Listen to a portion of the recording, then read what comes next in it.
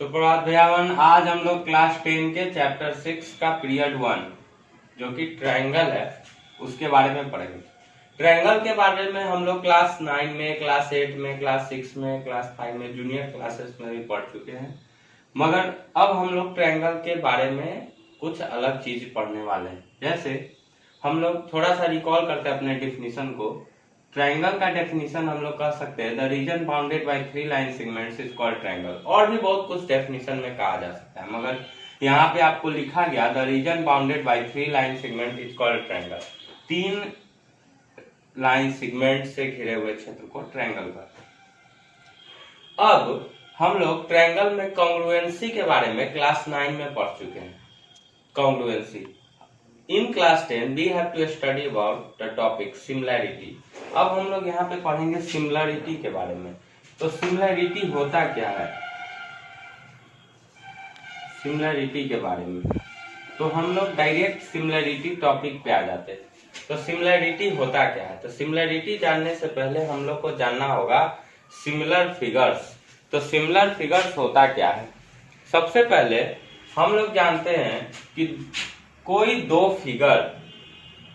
Figure होगा तभी हम उसको कंपेयर कर सकते हैं, या तो सिमिलर या तो कॉन्ग्रुएंसी। तो कंपेयर करने के लिए कम से कम दो फिगर्स का होना जरूरी है। तो मान लिया कि अपने पास एक ट्रायंगल है, यहाँ पे दूसरा ट्रायंगल और आ गया PQR। तो ये दोनों ट्रायंगल सिमिलर कब होंगे, तो सिमिलर होने के कंडीशन है दो कंडीशन को सेटिस्फाइड करेगा। When these two figures are satisfied two conditions, then these two figures are said to be similar to each other. And that two condition is, the first condition is all the angles are equal to all the corresponding angles of second figure. Means if this is triangle ABC and this is triangle PQR, then A equal to P, B equal to Q, C equal to R. That means A correspondence P, B correspondence Q, C correspondence R. Means ABC triangle PQR के similar तब होगा पहला condition में अगर angle A P के बराबर हो, B Q के बराबर, C R के बराबर। ये कॉरेस्पॉन्डेंस हमने अपने मन से डिफाइन किया। तो हम कह सकते हैं कि ट्रायंगल ABC सिमिलर होगा ट्रायंगल PQR के, इसका फर्स्ट कंडीशन सेटिस्फाइड होता है। अगर दिया रहेगा आपको एंगल A Q के बराबर, एंगल B P के बराबर, एंगल C R के बराबर, तो फिर उसका नाम बदल जाएगा। तब ABC नाम रहेगा तो यहाँ QRP नाम हो जाएगा। तो हम तो ABC PQR बताए, तो इसका मतलब A एंगल P के बराबर, B एंगल Q के बराबर, C एंगल R के बराबर। इसका मतलब यही जो है कॉरेस्पॉन्डिंग शब्द को सेटिस्फाइड करता है कि जैसे इसका सीरियल है वैसे ही इसका भी सीरियल होगा, इक्वलिटी का। पहला समझे कि पहला कॉरेस्पॉन्डिंग एंगल्स आर इक्वल। दूसरा कंडीशन है corresponding sides are proportional to each other. Corresponding sides proportional होते हैं। तो सिमिलर होने का दो कंडीशन हुआ। तो सिमिलर फिगर्स का डेफिनेशन हम लोग यहाँ लिखेंगे। Similar figures, two triangles are said to be similar, are said to be similar if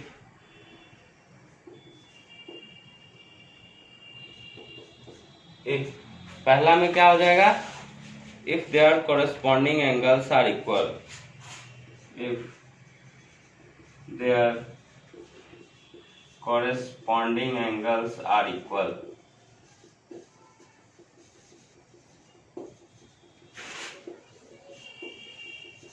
और दूसरा हो जाएगा corresponding sides are proportional, corresponding sides are proportional या are in the same ratio, are in the same ratio, corresponding side same ratio में होंगे। That means triangle ABC triangle PQR के similar हुआ, इसका मतलब एंगल पी बराबर angle A बराबर angle P, angle B बराबर एंगल क्यू, एंगल सी बराबर एंगल आर, पहला कंडीशन। दूसरा, अगर ए बी साइड के कॉरेस्पॉन्डिंग पी क्यू है, बी सी के कॉरेस्पॉन्डिंग क्यू आर है, ए सी के कॉरेस्पॉन्डिंग पी आर है, तो A B by P Q equal to B C by Q R equal to A C by P R होगा second condition में। अगर ये सिमिलर होता है तो ये वाइस वर्सा भी है और इफ एंड ओनली इफ का कंडीशन भी है कि अगर सिमिलर होगा तो ये दोनों कंडीशन होंगे, अगर ये दोनों कंडीशन होगा तो सिमिलर होगा। तो आज हम लोग पढ़े कि सिमिलर फिगर्स और सिमिलर ट्रायंगल्स किसको कहते हैं। तो एक बार मैं रिकॉल कर रहा हूं आपको कि सिमिलर फिगर्स में सिमिलर ट्रायंगल्स के बारे में पढ़ना है। तो two triangles are said to be similar if their corresponding angles are equal and their corresponding sides are proportional या are in the same ratio। इसी के बेस पे हमारा एक्सरसाइज 6.1 का सारा सवाल बन जाता है। तो एक्सरसाइज 6.1 का क्वेश्चन हम लोग सॉल्व करते हैं। तो इसका पहला क्वेश्चन है, सिमिलर फिगर्स में टू ट्रायंगल्स हमने डिफाइन किया। टू ट्रायंगल्स पढ़ना है, इसीलिए आप ट्रायंगल्स हटा के सर्किल्स कर दीजिए तभी भी वही होगा, आप स्क्वायर्स कर दीजिए तभी भी वही होगा। जो फिगर जो है उसके जगह पे आप बैठा सकते हैं और कंडीशन यही रहेगा। तो पहला कहता है कि ऑल सर्किल्स आर कॉन्ग्रुएंट या सिमिलर।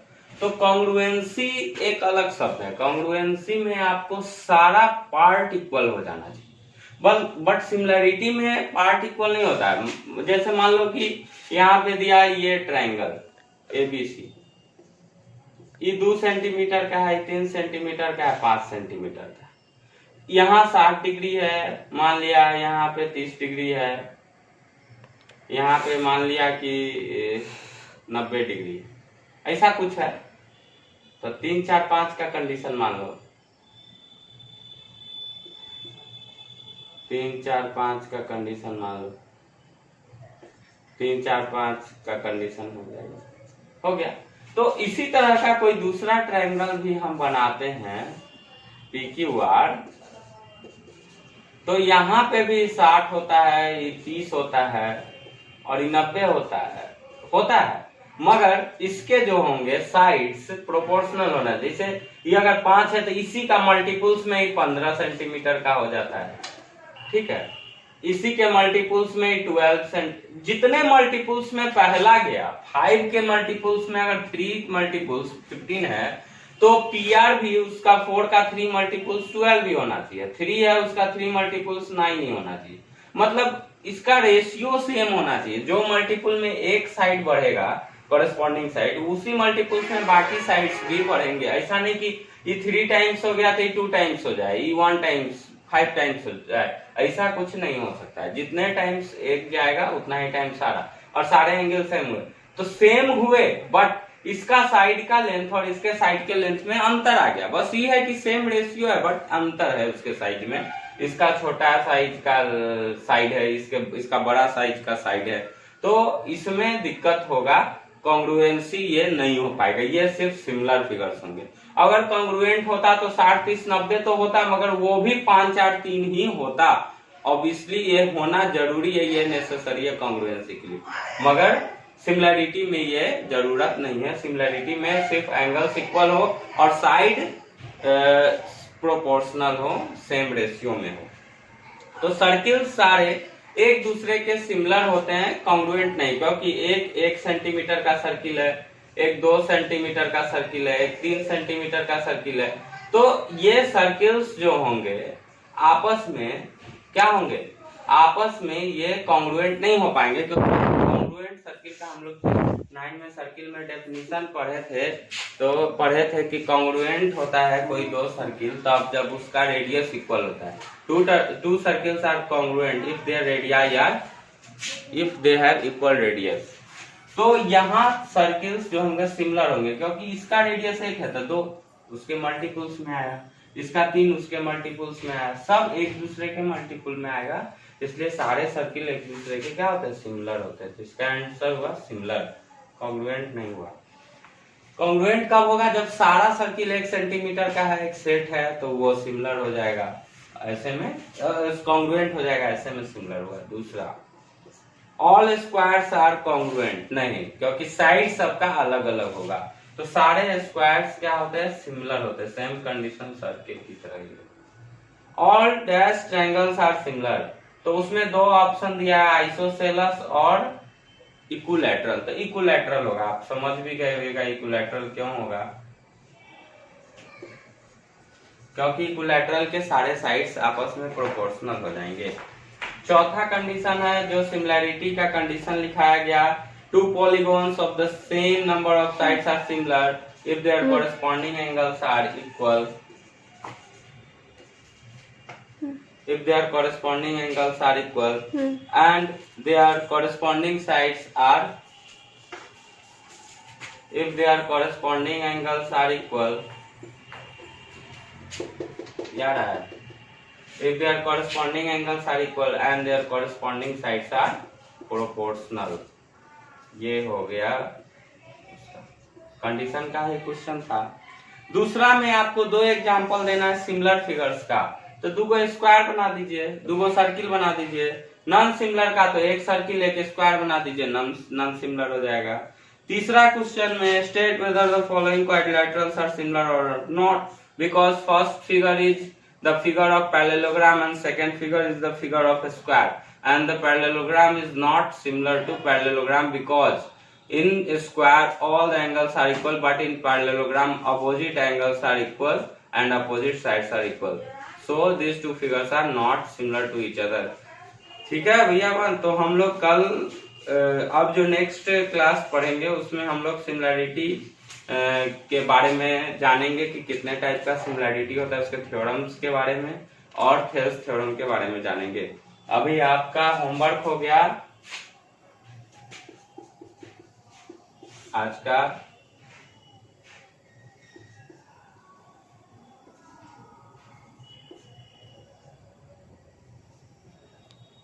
होमवर्क हो गया 8